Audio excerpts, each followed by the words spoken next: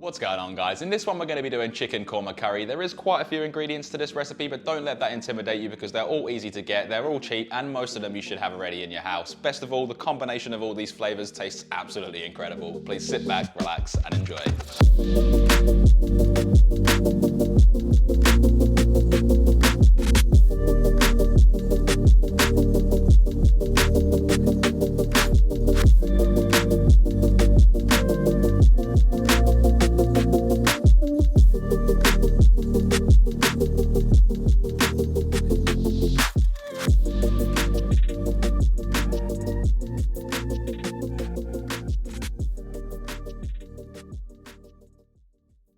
Alright guys, starting us off, we're going to need 1 kilo or 2.2 pounds of boneless and skinless chicken thighs to which we can add to a mixing bowl and follow it up with 100 grams or 3.5 ounces of natural Greek yogurt, which is going to help tenderize and create flavour in our sauce. Add in 1.5 teaspoons or 3 grams of Garam Masala for a complex medley of spices, half a teaspoon or 1.5 grams of turmeric for colour and a bit of muskiness, 1 teaspoon or 2.5 grams of red chilli powder, which is optional but adds heat and colour, and a generous pinch of sea salt flakes. Next, grab 3 freshly peeled garlic cloves and 35 grams or 1.2 ounces of peeled ginger, run them both along the larger side of a box grater or use a fine microplane to create a paste, which is also known as minced, and add them both into the bowl with the chicken, yogurt and spices to create a fragrant, fresh flavour. We can then get our clean hands in there and massage our thighs nice and deep like, being sure to break up any garlic and ginger clumps, also getting in all of those nooks and crannies with that marinade until we're left with something that looks like this. Then wrap it up nice and tight and marinate in the fridge for a minimum time of 30 minutes up to 48 hours, especially if you wanted to make this ahead of time. Moving on, we then need 2 medium-sized brown or yellow onions that have been peeled with both root and tip removed and saved for a stock. Slice them in half, place it in the half moon position and thinly slice across, laying it flat towards the end to finish slicing it safely. Later on in the curry, 1 long green chilli will be used, but this is optional if you don't want the additional heat, and with this, if you're using it, slice off the tip, placing it into compost, and with the chilli itself, all that needs to be done is slice it in half lengthways, just like so.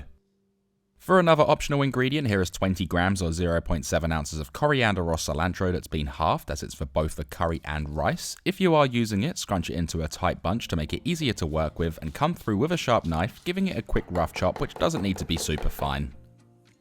Now place a large high-rimmed pan or pot over medium-high heat, add in 2 tablespoons or 28 grams of ghee or clarified butter, also adding in 3 green cardamom pods for a herbal warmth. Let's then give this a mix around to help the ghee melt and toast the cardamom pods for 1 minute, moving them around regularly, which will enhance the flavour of the cardamom, infusing it into the ghee. Once that's done, add in the sliced brown or yellow onion and saute for 4 minutes to get them soft, golden and translucent, moving it around regularly. And also, if you didn't know, with onions and similar ingredients, if you keep them moving, they won't be able to get too much colour on them, which prevents them from burning, and this technique is called sweating off. With that sorted, add in 10 grams or 0.3 ounces of blanched or regular almonds, 7.5 grams or 0.2 ounces of cashew nuts, and a small pinch of sea salt flakes. Then give this a good mix through and continue sauteing for 1 minute, which will start to toast the nuts, enhancing their natural flavours. Also, what we're making here is an onion and nut mix, which is going to get blended down into a coarse paste, which is a huge flavour and texture enhancer to our curry sauce. This can then be removed from the stovetop and transferred into a bowl or plate, and let this cool down for about 30 minutes or so, and it can be placed into the fridge or freezer to speed up the process. We just don't want to blend it whilst it's hot, as it may split out other ingredients.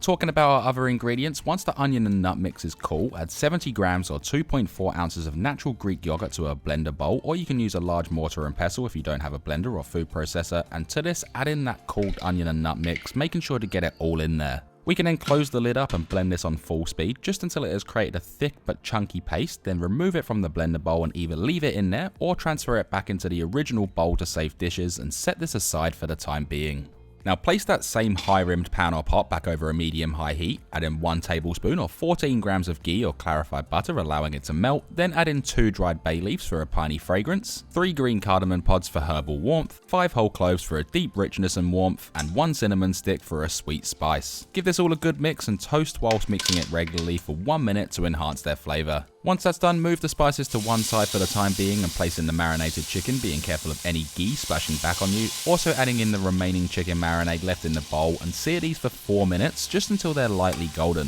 After 4 minutes, gently flip them over and sear for 3 minutes on the opposite side, and this initial sear is going to ensure that the moisture and flavour is locked into those thighs. Once seared, introduce the onion and nut paste, placing it over the top, and also pour in 3/4 of a cup or 180 milliliters of chicken or vegetable stock, which is going to help create our sauce and deglaze the pan, pulling up any delicious flavors that may be stuck. Give this a good mix around, getting the onion and nut paste evenly distributed on the chicken, and mix it into the stock and cook this for 1 minute, bringing it to a boil in the process. Add in the halved long green chili if you're using it, as well as 1 teaspoon or 2.5 grams of garam masala to freshen up the medley of spices, 2 teaspoons or 4 grams of coriander powder for a floral aromatic flavor and aroma, and a small pinch of sea salt flakes. Then give this another quick mix to combine the ingredients, allowing them flavors to become friends. One last thing, pour over enough hot water to only just reach the top of the chicken, and this is going to ensure that the curry doesn't dry out whilst reducing. Then mix this all together, bring the sauce to a boil, reduce the heat to low, cover with a lid, and let simmer for 30 minutes.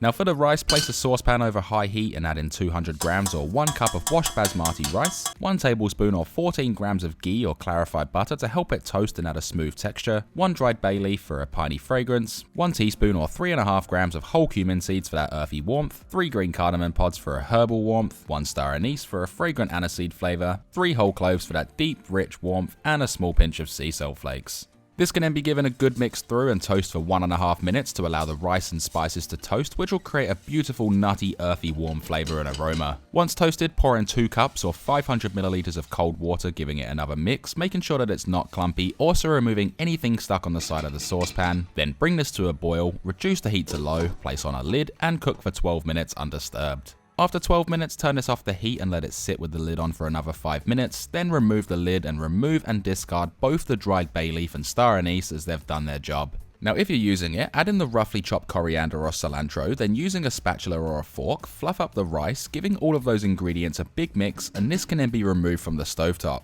Now going back to the curry, carefully remove the lid, and again if you're using it, add in the other half of coriander or cilantro, giving this all a big mix too, and by this stage our chicken will be super tender and our sauce will be nicely reduced and have the most incredible aroma, also removing this from the stovetop. To serve it up, place down that beautiful fragrant cumin rice with the amount being completely up to you, then gently place over the chicken, with this recipe serving 3 to 4 people depending on the size of your thighs. Use a ladle to drizzle over that delicious, rich, warm and fragrant sauce, getting the chicken and rice nicely coated. Garnish with some more coriander or cilantro or chili, which are of course optional, and definitely serve this with some toasted naan bread. This then leaves us with this beautiful and delicious chicken korma served with that fragrant cumin rice, and the only thing that's then left to do is make all of our efforts worthwhile, and that is we can then break up that tender chicken and we can then dig in.